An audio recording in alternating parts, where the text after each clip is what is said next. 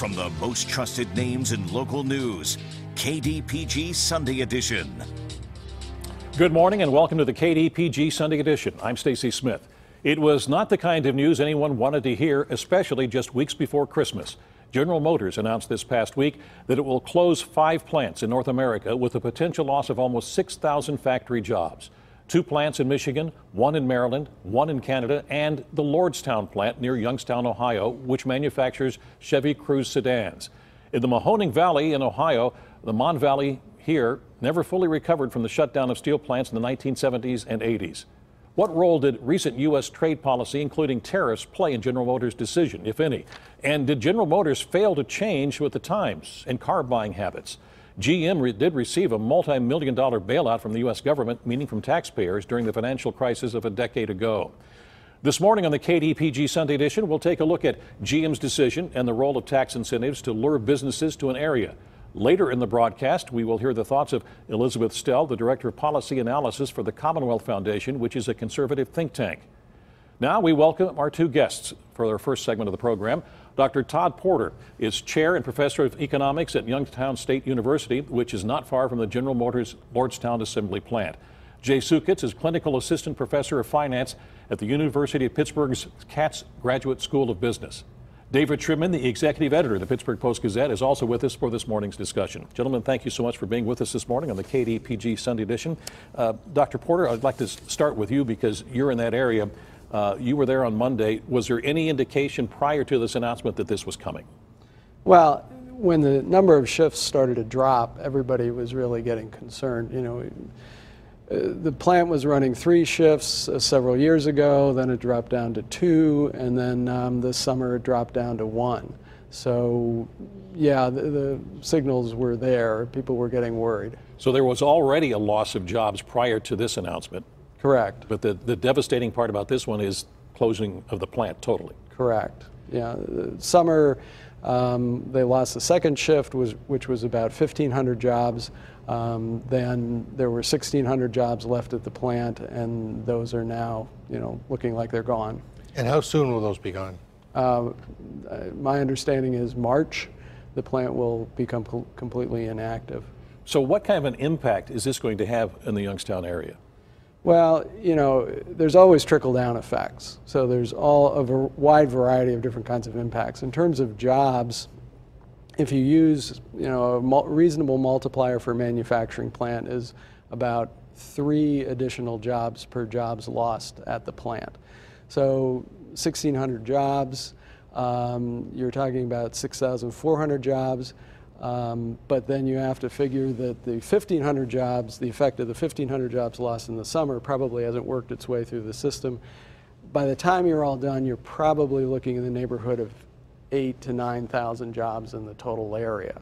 To kind of put that in perspective, the number of jobs in the Youngstown, Warren, Boardman metropolitan statistical area is about 220,000. So we're looking at an increase of, maybe 4 to 5% in the unemployment rate. Unemployment 4 to 5 percentage points. Percentage points, right. So given that the unemployment rate's currently around 5%, we're probably looking at somewhere around 9 to 10. So Youngstown, I think I read a paper of yours, was kind of reached a steady state, wasn't growing. This is going to disrupt that, right? Right. If you look at employment in Youngstown, it's really it's one of the most stable graphs I've ever seen anywhere. Because the series from the state starts at about 1998, and for the next 10 years, it's almost like a horizontal line. You have the 2008 recession, and then it steps down. So we lost about 30,000 jobs during the 2008 recession, and then you have a flat line at about 230,000 jobs. And one of the unfortunate things is that we haven't seen growth, and so what we've seen is the labor force and really population in the area adjust downward to what's been happening with jobs. So we had a 12% rate of unemployment during the Great Recession. Now it's down to 5, but that's not due to job growth. That's due to people leaving the labor force, retiring or moving out of the area, or simply not participating. So when we talk about the Rust Belt, Youngstown is really almost the epicenter in a lot of ways once this plant closes. Well, you know, a lot of the hits were really back in the 1970s and early 80s. In some ways, this is kind of an echo of what was happening then. I mean, to put it in perspective, during the period where the steel plants were closing, we lost in the neighborhood of 50,000 jobs. And, you know, that obviously was just incredibly devastating to the area, you know, and you have all these other ripple effects. You know, when I moved into the area in '84, you know, downtown was boarded up, lots and lots of foreclosed homes. You know, it's very tough on a community, obviously. Jay, I'd like to bring you into the discussion here. Should people in Youngstown have seen this coming? I mean, Dr. Porter already indicated that, you know, there were more than a hint that there were problems here. So should they have seen this coming, and could they have done anything? I mean, should the cities be trying to do something to make sure that GM does not leave? I'll tell you, I think this is very hard for local governments and people locally that this affects to do something beforehand.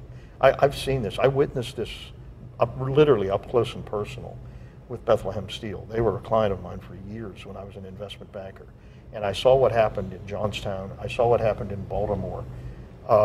Much of that stemmed from corporate policy that I wouldn't say was sprung on the people that were local, but the people that were local really, I think, had no inkling, enough of a time ahead of when those decisions were made to do something about it. And my guess is the workers probably around Youngstown probably did not have much in the way of a warning prior to this happening. And frankly, I think much of this stems from corporate policy and corporate strategy.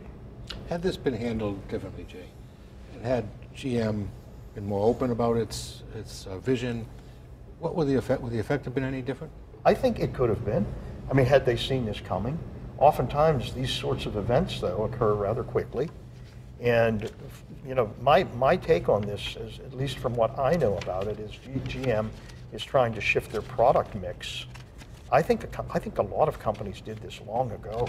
I mean, Ford. So they're late to the game. Yeah, of I think they are. I think they are. I mean, I think they've done a great job, in my estimation anyway, and I'm no auto expert, but I thought they did a great job in like redesigning their line of Chevrolet cars and their line of Buicks, and then, you know, dropping certain vehicles that weren't selling well.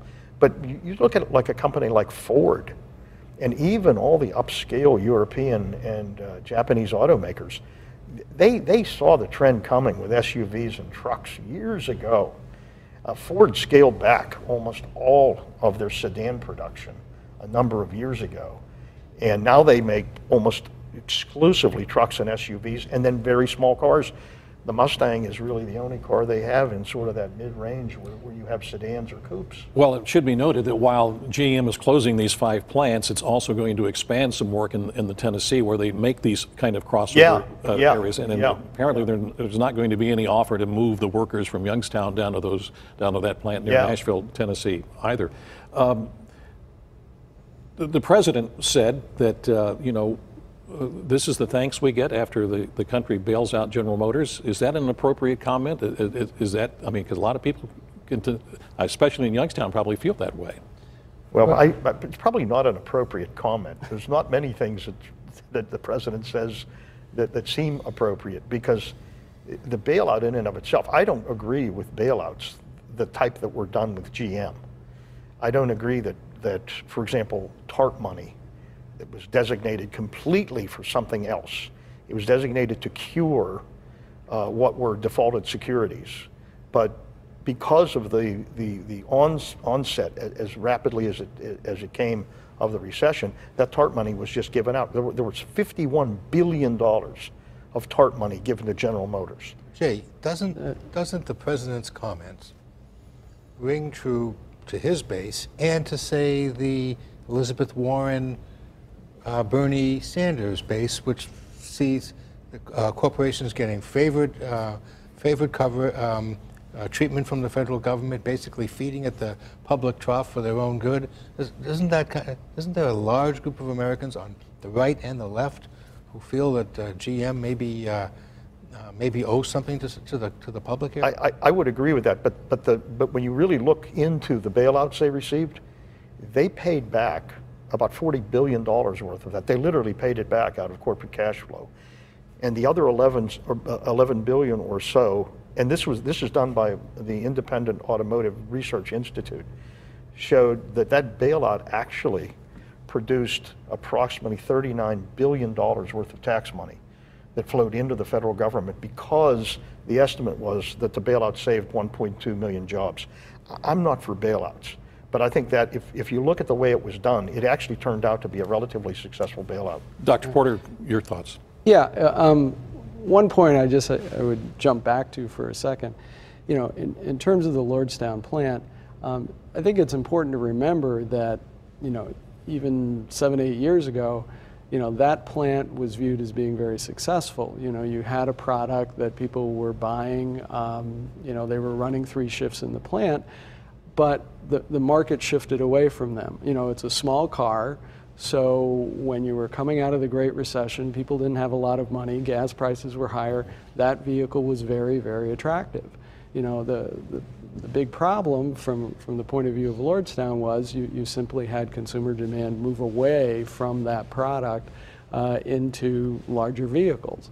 So I think, you know, an important thing to recognize is that, you know, I don't think there was something inherently wrong with the plant itself or, you know, the people who were working there. It was something that, you know, they were just kind of victims of how the market changed. We don't have much time here, but I do want to ask this. I know that the people that work there want to see that plant continue to be open. Has General Motors given any indication that it will try to make something else in that plant? Well, not so far from what I've seen, you know, in the news. I mean, it only indicated that the plant was not allocated a new product, which kind of leaves things in a little bit. But I mean, let's face it, you know, manufacturing employment has been going down in the United States, you know, in large part because of productivity increases for the last 70 years. I mean, that's why the suggestion that jobs were going to come flowing in was a little bit, you know, unsubstantiated. Dr. Porter, thank you for being with us this morning on the KDPG Sunday Edition. Jay's going to stay with us, and when the KDPG Sunday Edition continues, we'll hear the thoughts of Elizabeth Estelle from the Commonwealth Foundation, a conservative think tank. It's coming up.